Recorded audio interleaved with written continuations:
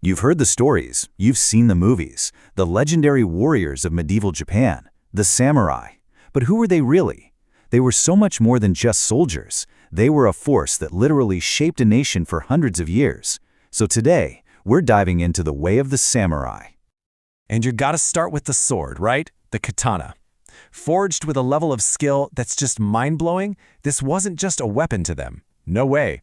It was considered an extension of their very soul. But here's the thing. Being a samurai wasn't just about being good in a fight. It was a whole way of life, guided by this unwritten code that dictated everything they did. And for the samurai, there was one thing, just one thing, that was more valuable than life itself, and that was honor. To lose it, well, that was a fate worse than death. So where did this legendary warrior class even come from? How does something like this begin?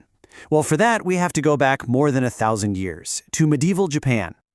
Okay, so picture this. It's the 900s. The real power in Japan isn't actually with the emperor. It's with these super wealthy land-owning clans. And they need to protect their stuff, so they create their own elite class of protectors. And over the next couple of hundred years, these protectors evolve into the samurai we know today. And their training was intense. I mean, yeah, they mastered the sword, the bow, and riding a horse like it was nothing, but their real strength? It was their absolute, unwavering loyalty and their ironclad discipline.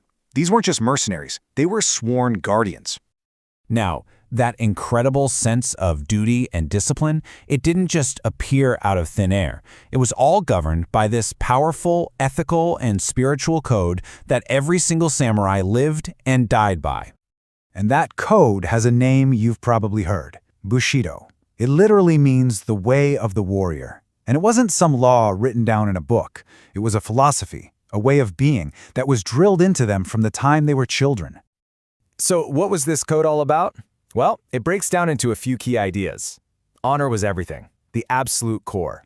But there was also courage in the face of death, total loyalty to your lord, and this self-discipline to be a master of yourself. It even demanded things like integrity and showing respect, even to your enemies. And this is where you really feel the weight of that code. If a samurai failed in their duty and lost their honor, there was a way to restore it, a ritual suicide known as seppuku. It's a shocking idea to us, but for them, a life without honor simply wasn't a life at all. Okay, so you have this incredibly disciplined, loyal, and powerful warrior class, bound by this strict code. You know they're not just going to stay bodyguards forever, right? Their power was growing, and soon, they were about to take center stage.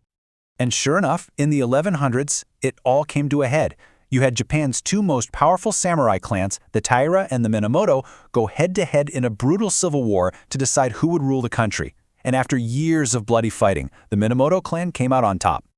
And their leader, Minamoto no Yoritomo, took the title of shogun, the supreme military commander.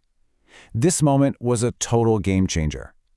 For the next 700 years, think about that, 7 centuries, Japan would be ruled not by the emperor but by samurai shoguns. They shaped everything. And while they were in charge, the samurai faced maybe their greatest test ever, the Mongol Empire. In the 1200s, Kublai Khan tried to invade Japan twice with these massive fleets. The samurai were completely ridiculously outnumbered, but they fought with a ferocity that absolutely stunned the Mongols. But then, something almost unbelievable happened. Both times the Mongols invaded, a massive typhoon, a hurricane, just appeared out of nowhere and completely wrecked their fleet, forcing them to retreat. The Japanese called this the kamikaze, or divine wind. They were convinced that the gods themselves had stepped in to save them. So, for centuries, the samurai were the undisputed masters of Japan. It seemed like nothing could touch them. But, well, no era lasts forever. By the 1800s, the world was changing fast, and those changes were about to bring the age of the warrior to a sudden end.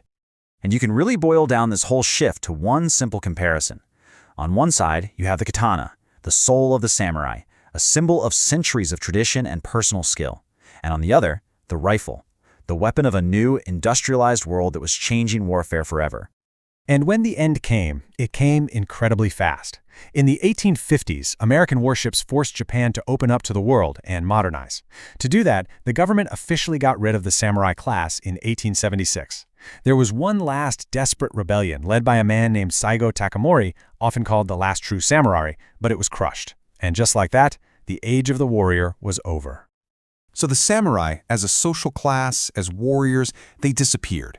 But their spirit, their story, their ideals, oh, that didn't go anywhere. In fact, their legacy echoes maybe more powerfully today than ever before. I mean, just think about it. The samurai have become these global symbols of discipline, courage, and honor.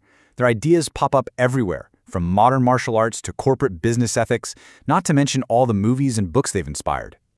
Because ultimately, the story of the samurai is about so much more than just battles and swords. It's a story about this relentless pursuit of perfection, about a life lived by a code, and about the radical idea that your honor could be more important than your life. They weren't just a chapter in history. They became something else entirely. They became legend.